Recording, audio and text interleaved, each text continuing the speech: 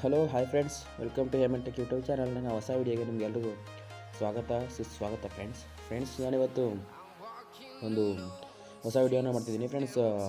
ವಿಷಯ ಏನಪ್ಪ ಅಂತಂದರೆ, ನಿಮ್ಮ ಮೊಬೈಲ್ನಲ್ಲಿ ಅಥವಾ ನೀವು ಯೂಸ್ ಮಾಡೋ ಮೊಬೈಲ್ನಲ್ಲಿ ಸುಮ್ಮನೆ ಅನ್ನೆಸೆಸರಿಯಾಗಿ ಅಡ್ವರ್ಟೈಸ್ಗಳು ಬರ್ತಿರ್ತವೆ. ನೀವು ಯೂಸ್ ಮಾಡಬೇಕಾದ್ರೆ ಮೊದಲೇ ಅಡ್ವರ್ಟೈಸ್ ಬರ್ತಿರೋದು, ಅನ್ನೆಸೆಸರಿಯಾಗಿ ಏನೇನೋ ಅಡ್ವರ್ಟೈಸ್ಮೆಂಟ್ ಬರೋದು. ಈ ರೀತಿಯಾದ ಅಡ್ವರ್ಟೈಸ್ಮೆಂಟಿಂದ ನಿಮಗೆ ಮೊಬೈಲ್ ಯೂಸ್ ಮಾಡೋಕ್ಕೆ ಕಿರಿಕಿರಿ ಉಂಟಾಗ್ತಿರುತ್ತೆ ಫ್ರೆಂಡ್ಸ್. ಆ ರೀತಿಯ ಅಡ್ವರ್ಟೈಸ್ಮೆಂಟ್ನ ಯಾವ ರೀತಿ ನಿಲ್ಲಿಸೋದು ಮತ್ತು ಅದು ಯಾವ ರೀತಿ ಸ್ಟಾಪ್ ಮಾಡೋದು ಅನ್ನೋದ್ರ ಬಗ್ಗೆ ನಾನು ಇವತ್ತು ತಿಳಿಸ್ಕೊಡೋಣ, ಅನ್ನೋದ್ರ ಬಗ್ಗೆ ವೀಡಿಯೋ ಮಾಡೋಕ್ಕೆ ಅಂತ ಬಂದಿದ್ದೀನಿ. ಅದಕ್ಕೂ ಮುಂಚೆ ನೀವೇನು ನಮ್ಮ ಚಾನಲ್ಗೆ ಹೊಸಬ್ರಾಗಿದ್ದರೆ ಅಥವಾ ಇವತ್ತು ನಮ್ಮ ವೀಡಿಯೋನ ನೋಡ್ತಿದ್ರೆ ನಮ್ಮ ಚಾನಲ್ಗೆ ಸಬ್ಸ್ಕ್ರೈಬ್ ಮಾಡ್ಕೊಳ್ಳಿ ಹಾಗೂ ಬೆಲ್ ಬಟನನ್ನು ಕ್ಲಿಕ್ ಮಾಡಿ.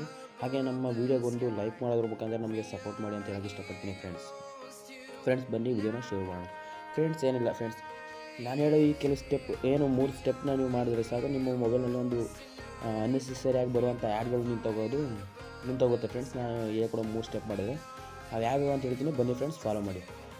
ಮೊದಲಿಗೆ ನೀವು ನಿಮ್ಮ ಸೆಟ್ಟಿಂಗ್ಸ್ನ ಓಪನ್ ಮಾಡ್ಕೋಬೇಕು ಫ್ರೆಂಡ್ಸ್. ನಾನು ನನ್ನ ಸೆಟ್ಟಿಂಗ್ಸ್ನ ಓಪನ್ ಮಾಡ್ಕೊತೀನಿ.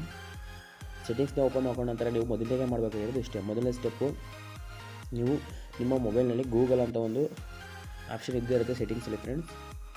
ನೋಡಿ, ಇಲ್ಲಿ ಗೂಗಲ್ ಅಂತ ಒಂದು ಆಪ್ಷನ್ ಇದೆ, ಅದನ್ನು ಕ್ಲಿಕ್ ಮಾಡ್ಕೋಬೇಕು.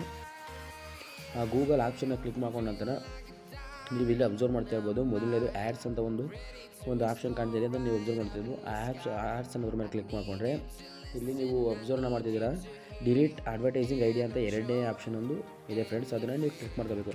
ಅದು ಕ್ಲಿಕ್ ಮಾಡಿಕೊಂಡು ಇಲ್ಲಿ ನೆಕ್ಸ್ಟ್ ನೀವು ನೋಡ್ತಿರೋದಾದ್ರೆ ಡಿಲೀಟ್ ಅಡ್ವರ್ಟೈಸಿಂಗ್ ಐಡಿ ಅಂತ ಒಂದು ಆಪ್ಷನ್ನ ತೋರಿಸ್ತಿದೆ.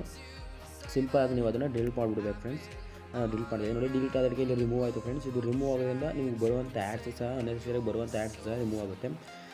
ಇದಾದ ನಂತರ second step friends. Second step ಏನಿಲ್ಲ, ರಿಟರ್ನ್ ಅಗೇನ್ ನೀವು ನಿಮ್ಮ ಸೆಟ್ಟಿಂಗ್ಸ್ನ ಓಪನ್ ಮಾಡ್ಕೊಳ್ಳಿ. ನಾನು ನನ್ನ ಸೆಟ್ಟಿಂಗ್ಸ್ನಲ್ಲಿ ಇದ್ದೀನಿ. ಓಪನ್ ಮಾಡ್ಕೊಂಡ ನಂತರ ನೀವು ಇಲ್ಲಿ ಮಾಡಬೇಕಾದ್ರೆ ಇಷ್ಟೇ ಫ್ರೆಂಡ್ಸ್. ಏನಿಲ್ಲ, ನೀವು ನಿಮ್ಮ ಮೊಬೈಲ್ನಲ್ಲಿ ಕನೆಕ್ಷನ್ಸ್ ಅಂತ ಇರುತ್ತೆ ಕೆಲವು, ಅದನ್ನು ಕ್ಲಿಕ್ ಮಾಡ್ಕೋಬೇಕು. ಕನೆಕ್ಷನ್ಸ್ ಅಂತ ನನ್ನಲ್ಲಿ ಕನೆಕ್ಟೆಡ್ ಡಿವೈಸ್ ಅಂತ ಇದೆ, ಅಂದರೆ ನನ್ನಲ್ಲಿ ನೆಟ್ವರ್ಕ್ ಆ್ಯಂಡ್ ಇಂಟರ್ನೆಟ್ ಅಂತ ಒಂದು ಆಪ್ಷನ್ ಇದೆ. ನಿಮ್ಮದರಲ್ಲಿ ಕನೆಕ್ಷನ್ಸ್ ಡಿವೈಸ್ ಅಂತ ಇರುತ್ತೆ. ಅದಿಲ್ಲ ಅಂದರೆ ಈ ಥರನೂ ಇರುತ್ತೆ ಬೇಕಾದ್ರೆ, ನೆಟ್ವರ್ಕ್ ಆ್ಯಂಡ್ ಇಂಟರ್ನೆಟ್ ಅಂತ. ಆ ಎರಡರಲ್ಲಿ ನೀವು ಯಾವುದನ್ನಾದ್ರು ಓಪನ್ ಮಾಡ್ಕೊಂಡ್ರೆ ಅದರಲ್ಲಿ ಕೊನೆಯದಾಗಿ ಒಂದು ಪ್ರೈವೇಟ್ DNS ಅನ್ನೋ ಒಂದು ಆಪ್ಷನ್ ಕಾಣ್ತಿದೆ, ನೀವು ಅದನ್ನು ನೋಡ್ತಿರ್ಬೋದು ಫ್ರೆಂಡ್ಸ್. ಓಕೆ, ಆ ಪ್ರೈವೇಟ್ DNS ಅನ್ನೋ ಒಂದು ಆಪ್ಷನ್ನ ನೀವು ನೋಡ್ತಿದ್ದೀರಾ. ಅಕಸ್ಮಾತ್ ನಿಮ್ಗೆ ಏನಾದರೂ ಈ ನೆಟ್ವರ್ಕ್ ಆ್ಯಂಡ್ ಇಂಟರ್ನೆಟ್ ನನ್ನ ಆಪ್ಷನು ಹಾಗೂ ಕನೆಕ್ಷನ್ ಅನ್ನೋ ಆಪ್ಷನ್ ಸಿಗಲಿಲ್ಲ ಅಂತಂದರೆ ನೀವು ಸಿಂಪಲಾಗಿ ಸರ್ಚ್ ಮೇಲೆ ಬಂದು ಪ್ರೈವೇಟ್ DNS ಅಂತ ಸರ್ಚ್ ಮಾಡಿದ್ರೆ ಸಾಕು, ಆಟೋಮೆಟಿಕ್ಕಾಗಿ ಅದೇ ಬಂದೋಗುತ್ತೆ ಫ್ರೆಂಡ್ಸ್.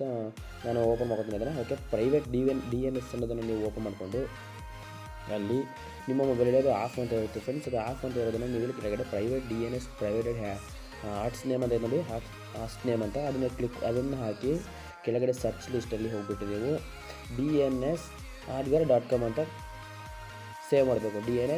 DNSAdgar.com ಅಂತ ಅದನ್ನು ಸೇವ್ ಮಾಡಿದ್ರೆ ನೀವು ಅಲ್ಲಿಗೆ ಎರಡನೇ ಸ್ಟೆಪ್ಪು ಕಂಪ್ಲೀಟ್ ಆದಂಗೆ ಫ್ರೆಂಡ್ಸ್. ಅದರಿಂದ ಸ್ವಲ್ಪ ಅಡ್ವರ್ಟೈಸ್ ಬರೋದನ್ನ ಇಲ್ಲಿ ಕಂಪ್ಲೀಟಾಗಿ ತಡಿಬೋದು ಫ್ರೆಂಡ್ಸ್. ಇದಾದ ನಂತರ ಮೂರನೇದಾಗಿ ಮಾಡಬೇಕಾದ್ರೆ ಇನ್ನೊಂದು ಸ್ಟೆಪ್ ಏನಪ್ಪ ಅಂತಂದರೆ, ನೀವು ನೀವು ಮಾಡಬೇಕಾಗಿರೋದಿಷ್ಟೇ.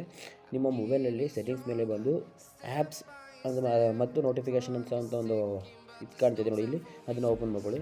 ನಿಮ್ಮ ಮೊಬೈಲಲ್ಲಿ ಕೇವಲ ಬರೀ ಆ್ಯಪ್ಸ್ ಅಂತಲೂ ಸಹ ಅದಿರುತ್ತೆ, ಅದನ್ನು ಬಾರ್ನ ಓಪನ್ ಮಾಡಿಕೊಂಡು ಇಲ್ಲಿ ಸಿಂಪಲಾಗಿ CL ಆ್ಯಪ್ಸ್ ಅಂತ ನಾನು ಕ್ಲಿಕ್ ಮಾಡಿದ್ದೀನಿ.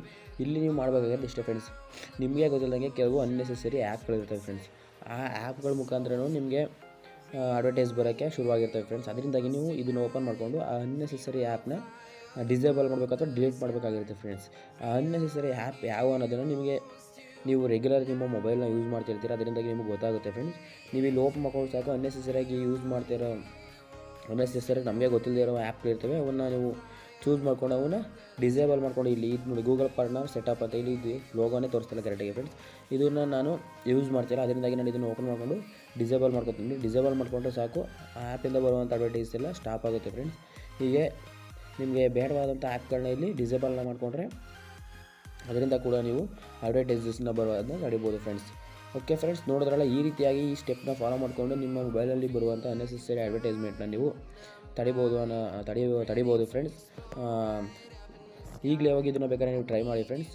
ವಿಡಿಯೋ ಇಷ್ಟ ಆಗಿದೆ ಅನ್ಕೋತೀನಿ ಫ್ರೆಂಡ್ಸ್. ಇಷ್ಟ ಆಗಿದೆ ವಿಡಿಯೋಗೊಂದು ಲೈಕ್ ಮಾಡಿ ಹಾಗೂ ಸಿಗೋಣ ಮುಂದಿನ ವಿಡಿಯೋದಲ್ಲಿ ಫ್ರೆಂಡ್ಸ್.